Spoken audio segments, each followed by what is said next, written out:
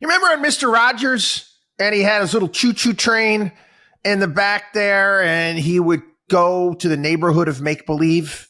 King Friday was in charge of the neighborhood of make-believe. Remember that? Well, let me tell you, you've got Ron DeSantis and his buddy Donald Trump, and they're riding the choo-choo train to the Social Security neighborhood of make-believe. I touched on this yesterday in the podcast in regards to the debate, and I have to continue with this. Again, Donald Trump wasn't there at the debate, but I don't know. Maybe he was living rent-free in Ron DeSantis' mind. Again, one of the most important issues facing the country right now is obviously fiscal issues. And one of our biggest problems when it comes to fiscal issues is entitlement spending. And, you know, it's hard for me. And I've been a supporter of Ron DeSantis. And like I said, this is why it was like a punch in the gut. It really was. It was like a punch in the gut for me. How do you support somebody that is completely ignoring one of the biggest issues facing this country right now? Debt, deficits, and obviously the 10,000-pound gorilla in the room is entitlement spending.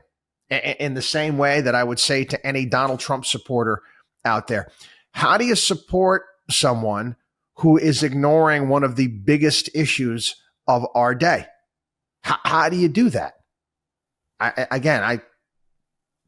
Maybe some of you people that are big-time Trump supporters, again, I'd love to hear from you. I'd love to send me an email, send me a message. I want to know. I just want to get your line of thinking on how you can go about ignoring an issue that is that important. Do you not believe?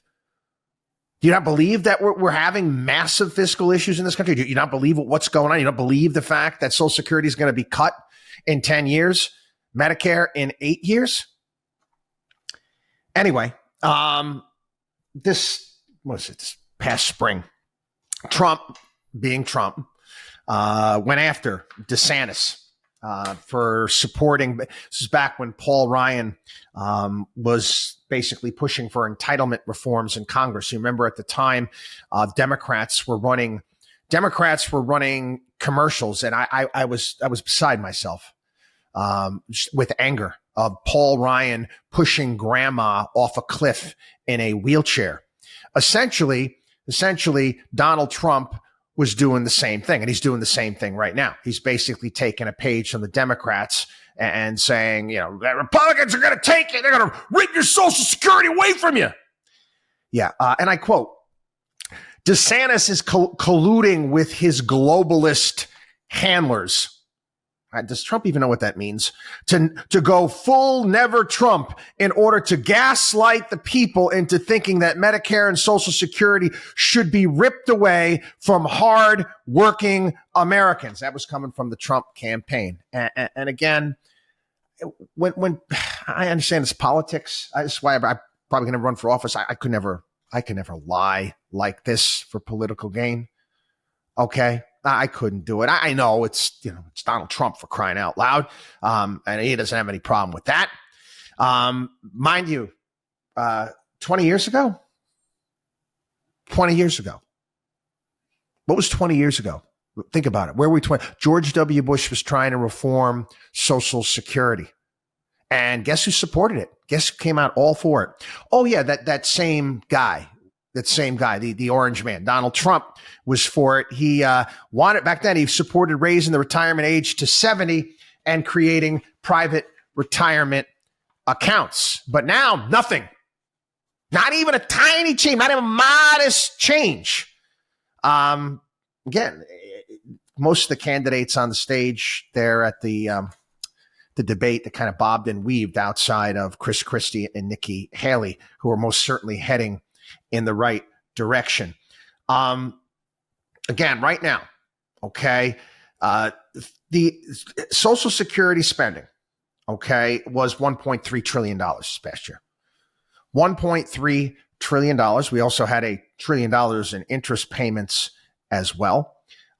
When presented with this, Ron DeSantis said, right, about raising the retirement age. Well, life expectancy is falling, so I don't see how we could go ahead and do that. Yeah, life expectancy fell because of COVID, and it also is falling because of, like I've said before, because of the drug use and the fact that we're losing over 100,000 people a year due to drugs. And that's a major problem as well. It has no impact whatsoever, no bearing whatsoever on longevity for senior citizens. Zip, zero, zilch, nada. You hit the age of 65 right now. You can expect to live almost another 20 years. 19.6. 19.6. You know what it was in 1980? It was 16.4. It was 16.4 in 1980. It's now almost 20 years. Since Social Security reform happened, and this is Ronald Reagan, Tip O'Neill, early 1980s, the retirement age has increased by 2 years. Right now, okay, you want to take a look at it. Okay, if we were to basically to use life expectancy as a gauge of when you should receive it. When Social Security was created in 1935, life expectancy was 61.7 years. 61.7 years, 1935. If we were to index that based upon where life expectancy is today, retirement age would be at 80. It's the equivalent, okay? This making sense to you? It's the equivalent of having a retirement age at 80, and no one is even coming close to suggesting that. But this neighborhood of make-believe, this idea that we're going to live in denial and not solve this problem, to me, that doesn't show much leadership. I mean, do you have to frame issues the right way? Are you going to be attacked? Are they going to be running ads after? You have to set this up as just, you know what? We're going to either fix this or, I mean, you could be apocalyptic because, again, for many people that are ill prepared, it's going to hurt. And it's going to hurt big time. And I've seen it firsthand in Europe. You only realize the massive cuts. Again, people there got conditioned to retiring at an early age in many of these countries, retiring at an early age and getting these very generous payment packages from the government. They had their financial crisis in many of the Mediterranean countries, 2010. Those retirement benefits were cut to the bone. And here we are, those countries are doing much, much better. You're still 13 years later. They haven't gone back. It's going to be a smack upside the head of a lot of people. And quite frankly, it's not necessary. It's something that could be fixed.